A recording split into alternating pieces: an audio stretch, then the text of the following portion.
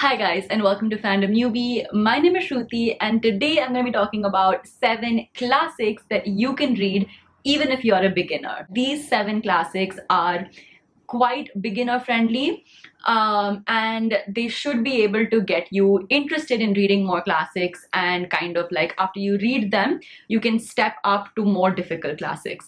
I'm also going to be giving tips on how to read classics throughout the video. Like as I'm giving my recommendations, I'll also be giving some tips for you if you want to start reading classics, so stay tuned for that. And yeah, without further ado, let's get started. The first book that I want to talk about is The Little Prince by Antoine de Saint-Exupéry. I hope I'm pronouncing that right. But yeah, basically this book is a French book that was translated into English. The premise of this book is basically the extremely thought-provoking conversations that are had between the narrator and this young boy who is known as the Little Prince. Now, the thing about this book is that even though it is meant to be a children's book, the conversations that are had between the narrator and this little prince are so deep and they are so meaningful, and they talk about so many different aspects of life that I feel like this book is like packaged as a child's book, but it's actually meant for adults. The thing that makes this classic easy to read and easy to digest for beginners is that it is a children's book. So it's structured in the way of a children's book, and it's written in the way that a child would find it easy to understand. And that brings me to tip number 1, which is try to pick up children's classics first, so that you'll kind of get used to the entire writing style of like an old English kind of writing style. But at the same time, the old English will be easy enough for you to understand and get the hang of it, and then you'll be able to move on to more difficult, more adult classics.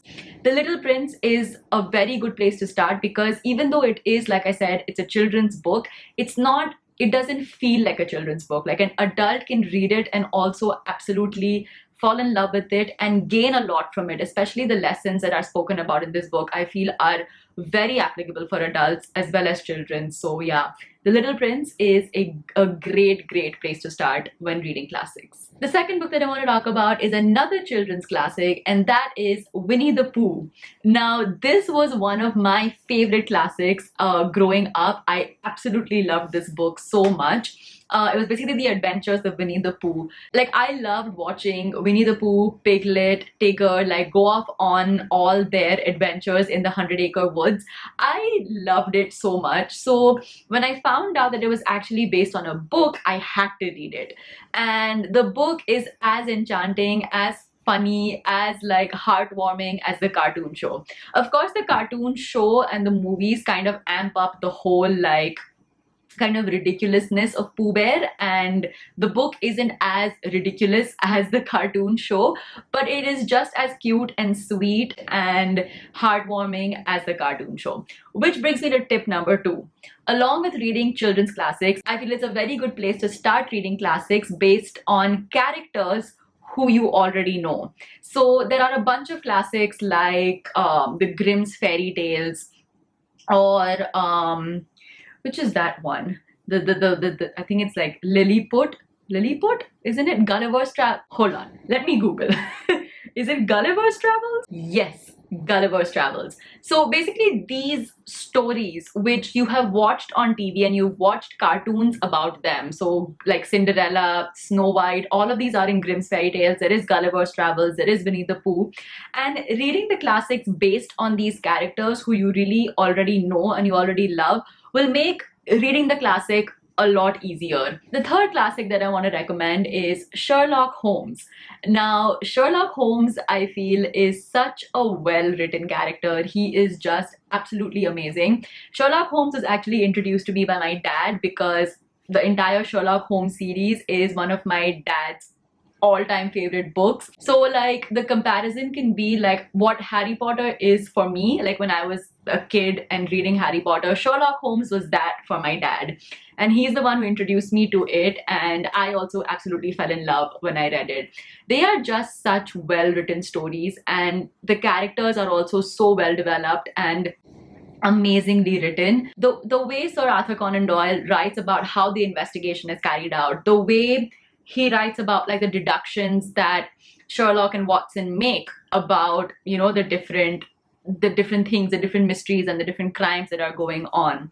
And just the way that Sir Arthur Conan Doyle describes like scenes and settings, the way he describes things is so vivid and so well written that like you can just picture everything in your head.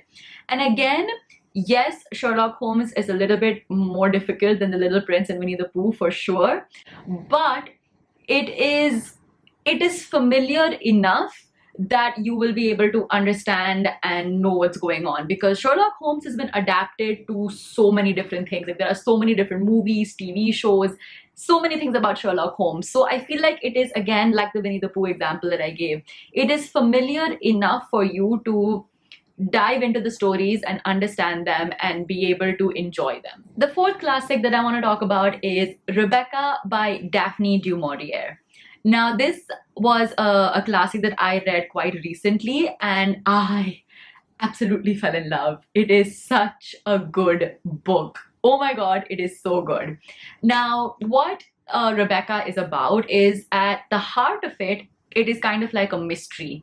But along with the mystery aspect of the book, it really talks about identity, and it talks about a matter of like feeling like you belong. So basically, our main character is an unnamed woman who belongs to kind of like a lower middle class society, and she's working at this hotel along with like an upper middle class woman. Like she's working as kind of like the staff companion of this upper class woman, and then she meets a widower who is like 20 years older than her. Like he's much older than her, and they fall in love, the widower and this unnamed protagonist. They fall in love, and then she moves with him into his huge estate in like on the outskirts of London, which is called Manderley. And from there, this unnamed protagonist, she keeps getting haunted by the thoughts of this widower's ex-wife, and she starts feeling like threatened. She starts feeling extremely haunted by, you know, the constant like kind of presence or the constant mention of his ex-wife's name. And it's basically like, will this marriage survive under the constant like looming of this ex-wife's presence? That is what the book is about. And there is a mystery element, which I don't want to spoil. There is a mystery element to it in the book as well. So it reads like kind of like a thriller. So I feel like it's such an interesting book because it tackles so many different aspects of like relationships, about identity, about this feeling of belonging, along with this like thriller aspect, all packed in one beautifully written, atmospheric, very like creepy thriller novel, and it is just so good. The next book that I want to talk about is Little Women by Louisa May Alcott. So the premise of this book is that it is basically set in the US during the time of the Civil War, and it follows the life of the March sisters. So there are four March sisters, and then there is their mom, and then the father is basically off fighting the war. But what it basically follows is the lives of this family as they like struggle financially, as the sisters kind of grow up, fall in love, and also like the different relationship that is like formed between the four sisters, and like how they kind of, you know, become more independent, how they kind of like get their life together, get their lives together basically.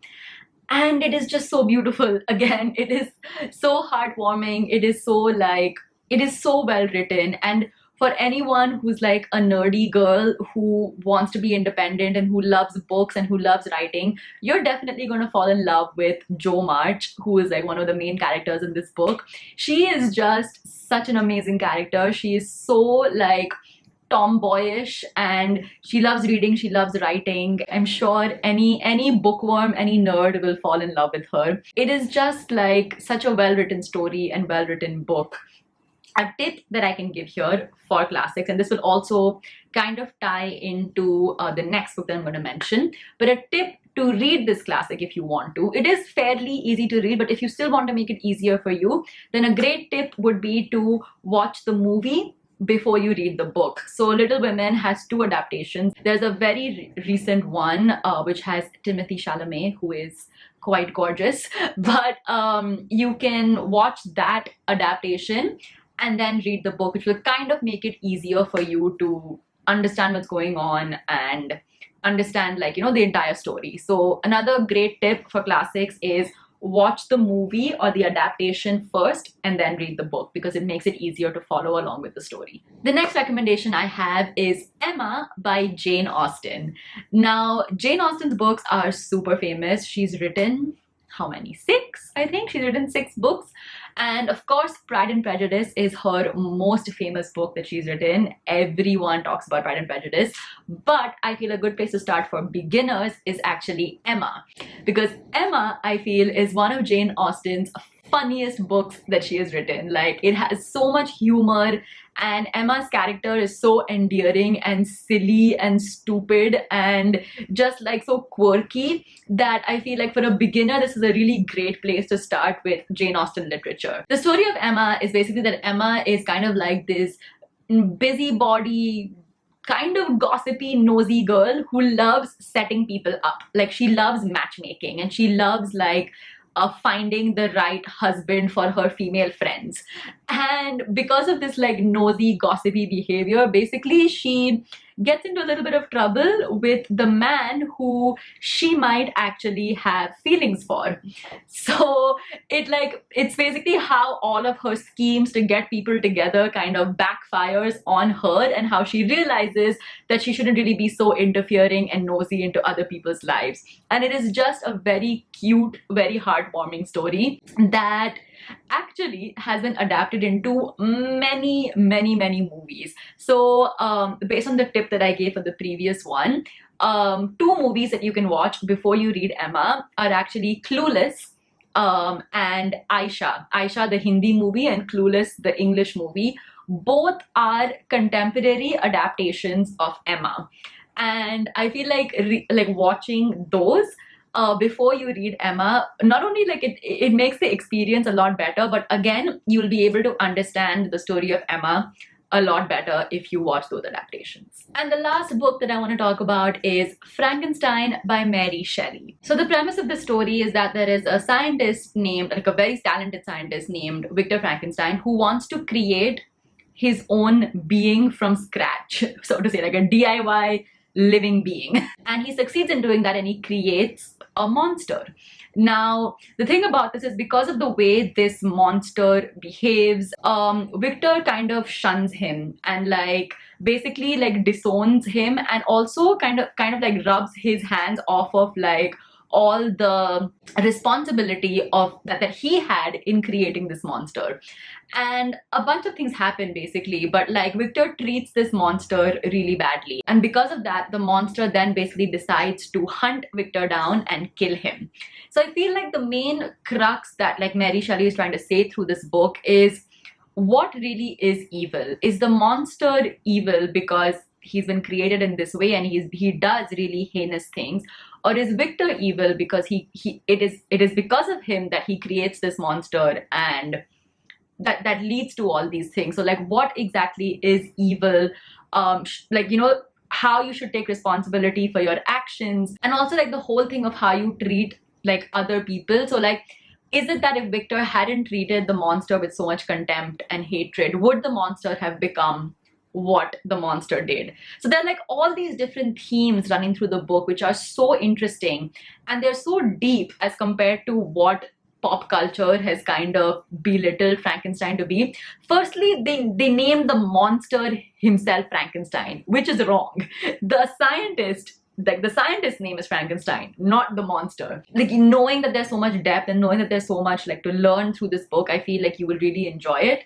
And even as a beginner, you will really be sucked into this world and into this story. So yeah, that was my video for today. I hope you guys enjoyed it, and I hope you guys liked the recommendations. If you did, give it a thumbs up. Leave a comment down below letting me know some of the classics that you have read and that you absolutely love. Please leave your recommendations down below, because I also want to pick up another classic after I read Rebecca. Like, I'm looking for another really interesting classic. So let me know your recommendations down below. And of course, do subscribe to my channel for more book-related videos. I'll see you guys next time. Bye.